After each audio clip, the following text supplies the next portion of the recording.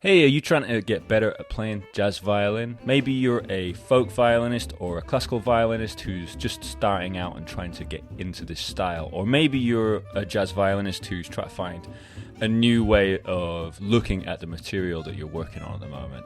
Well, this video is going to talk to you a little bit about how I think you can improve your playing. And really the main thing we're looking at here is note enclosures. Note enclosures are some of the most important things, I think, in jazz music. I think they are some of the most important building blocks of jazz language, and I think that anybody who hasn't spent a little bit of time thinking about them should do. Being able to hear, understand, and pinpoint note enclosures is one of the most important skills for anybody who's transcribing jazz solos. And I think being able to work these note enclosures into your own playing is a surefire way to get that jazz sound and get that jazz language under your fingers. Now, maybe you don't know what note enclosures even are, and I am going to tell you in this video. I'm going to give you a really simple demonstration. But before I do, what I'd like you to do is subscribe to this channel. If you are trying to get into playing jazz violin, if you're trying to make your jazz violin playing better,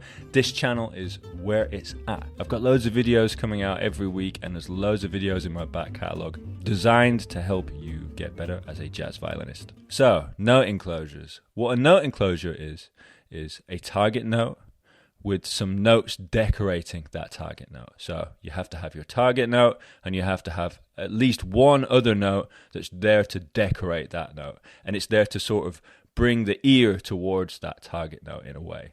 I'm going to give you an example. What you heard there was a G major triad, or the G major arpeggio. But what I've done is I've enclosed each of the notes, and I've enclosed them by going underneath by a semitone and above by a scale tone. So each of those notes has been treated in that exact way.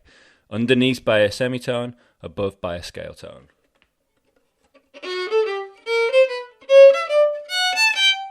Now that is one of the most simple note enclosures. You can do that with an arpeggio, or you can do that with a whole scale, or you can do that just with one note. And what you're going to find as you keep delving into this subject, and if you just keep delving into jazz solos, that a lot of jazz solos are made up of these sorts of things. Note enclosures, in my opinion, are one of the most important building blocks of jazz language. As you notice these note enclosures more and more and start practicing them, you're going to find transcribing solos easier, but more importantly, you're going to find improvising with melodic chromaticism a lot easier and a lot more straightforward once you understand the basics of these note enclosures. Now, I've just released a free ebook titled Introduction to Enclosures, and it's part of a much bigger book that I'm putting together called Exercises for Jazz Violin. This mini excerpt of that book is all based around just introducing you to note enclosures. It gives you some of the most simple ones, and it gives you a couple of exercises to do to try and get those note enclosures into your playing. So if you'd like to get a copy of that book, please do so via the link in the description. Chromaticism in jazz and just general jazz language can sometimes feel like it's impossible to understand. There's so much information going around the internet. But for me, one of the most simple ways that we can understand it is note enclosures. So please like, share, and subscribe. And please download my new ebook. And happy practicing.